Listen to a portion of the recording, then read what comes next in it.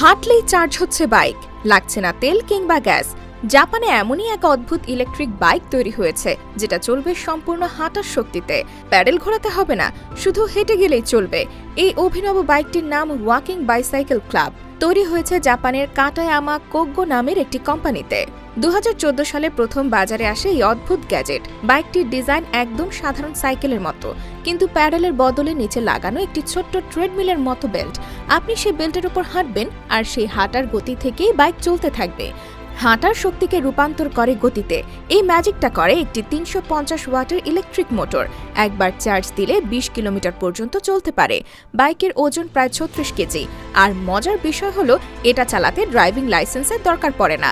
জাপানে এটিকে সাইকেলের মতোই গণ্য করা হয়। ভাবুন তো, আপনি হাঁটছেন আর বাইক আপনাকে এগিয়ে নিয়ে যাচ্ছে। কষ্ট কমে যাচ্ছে, আবার শরীর চর্চাও হচ্ছে। এই বাইকের সবচেয়ে দারুণ ব্যাপার হলো, যখন আপনি ঘন্টায় 3 কিলোমিটারের বেশি গতিতে হাঁটবেন, তখন বাইকের মোটর নিজেই চালু হয়ে যাবে। আর তখন বাইক নিজে থেকেই আপনাকে ঠেলে নিয়ে চলে যাবে সামনের দিকে। এমনকি আপনি যদি পাহাড় বেয়ে ওঠেন, তাতেও এই বাইক সাহায্য করে। আপনার হাঁটার শক্তিকে কাজে লাগিয়ে এই বাইকটি টেনে নিয়ে যায় আপনাকে। ভাবা যায়? শুধু তাই নয়, আপনার হাঁটার সময় বাইকের ব্যাটারিরও চার্জ হয়।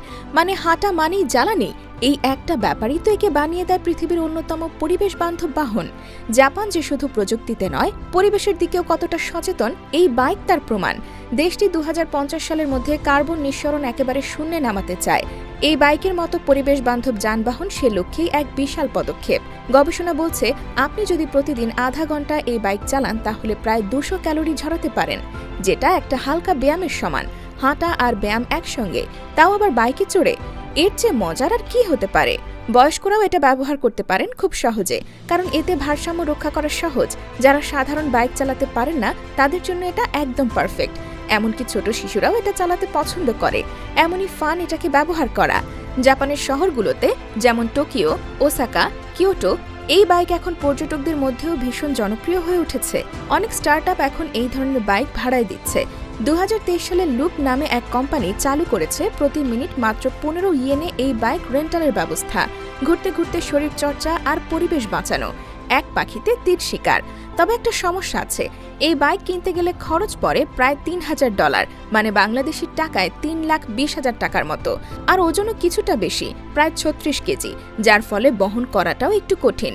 তবে জাপানি বিজ্ঞানীরা বসে নেই। হ্যালো স্পেস নামে আরেক স্টার্টআপ এমন ই বাইক তৈরি করছে, যেটা হাঁটার পাশাপাশি প্যাডেল চালিয়েও চলতে পারে। এমনকি জরুরি বিদ্যুৎ সরবরাহেও এই বাইক ব্যবহার করা যাবে বলে আশা করা হচ্ছে। এই বাইকটা শুধু একখানা বাহন না, এটা এক নতুন জীবনধারার চিহ্ন।